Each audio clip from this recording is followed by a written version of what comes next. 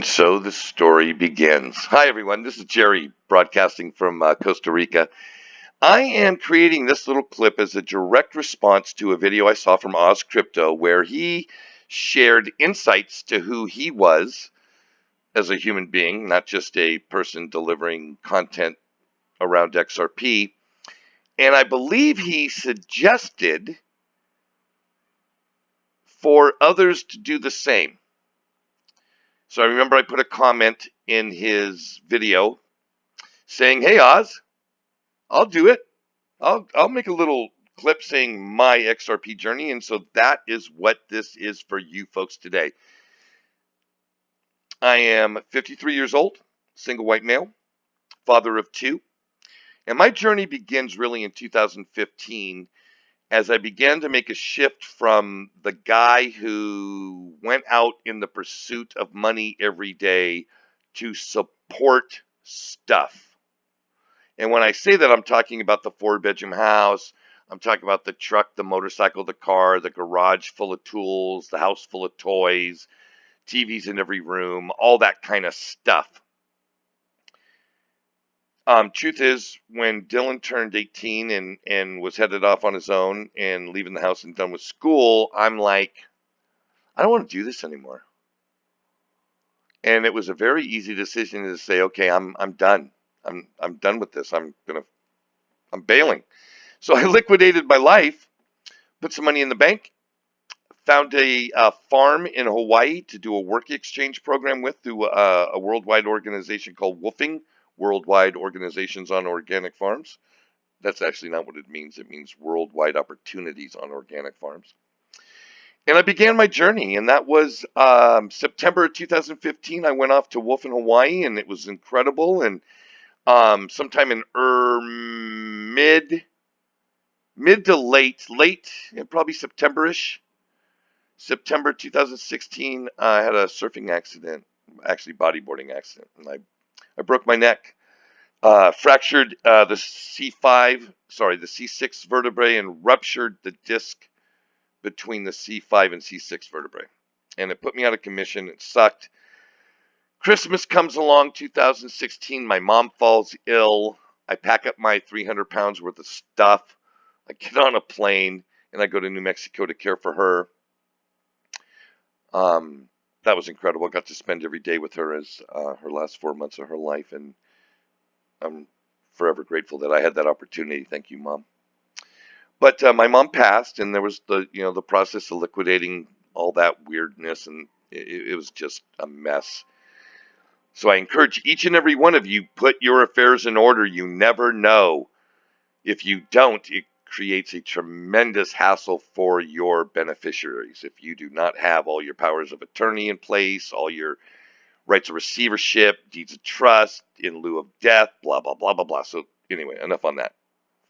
So I was trying to figure out what I wanted to do. I thought I'd go back to wolfing, and I knew that I wanted to go back and wolf, but I also wanted to get some things done. I wanted to get my eye surgery done. I wanted LASIK for a long time, and I wanted some dental work done. Super expensive in the United States. I found medical tourism. I found some incredible doctors in San Jose, Costa Rica. I went and got my eye surgery done and began a dental program.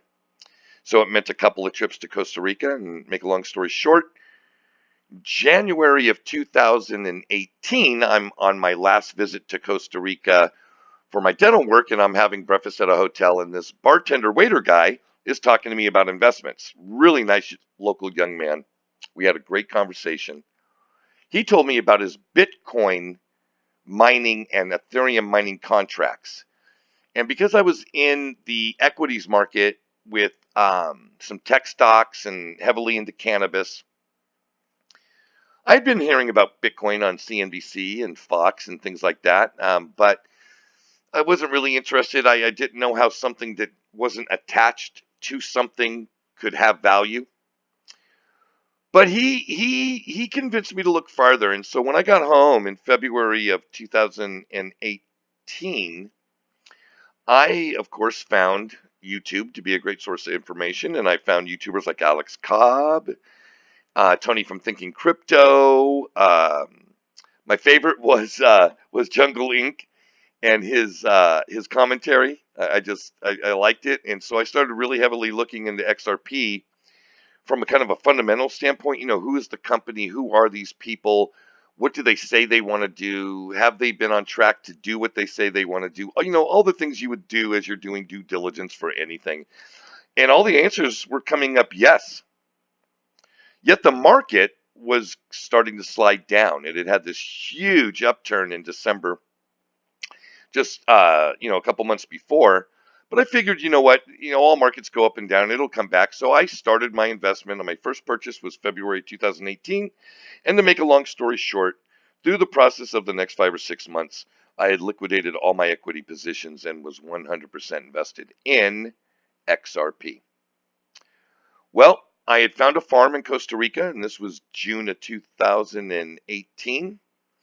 Got on the plane with my couple 100 pounds worth of stuff and started working on this farm, and it was great. Had a couple 3 months at this farm before the farm got put up for sale, and it was time to move on.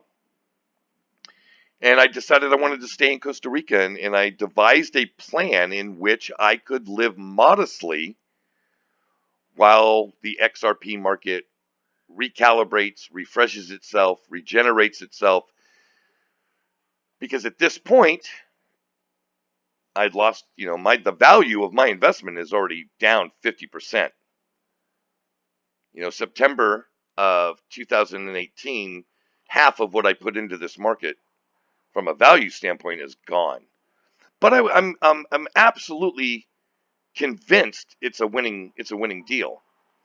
I stayed with daily follow-up, daily research, looking into the partners that are, being presented by these various media sources, whether it be YouTube, Twitter, or the myriad of crypto, quote unquote, journalists out there.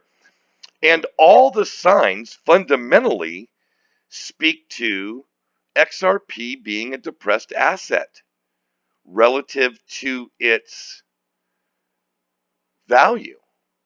Nobody's built a better network. Nobody has a better product on the marketplace. Nobody has more confirmed partnerships. Nobody's going after a use case that is this ambitious and this large, and most importantly, this feasible. It's very feasible that Ripple accomplishes their goal. That's that's the big deal. Can they do what they want to do? Do they have the horses? Well, they have the horses. So I'm in. I was blessed to get a little extra money in December of 2017, which I of course bought more XRP at 25 cents and was able to. I did a little bit of trading, got into some alts that have increased in value a little bit, and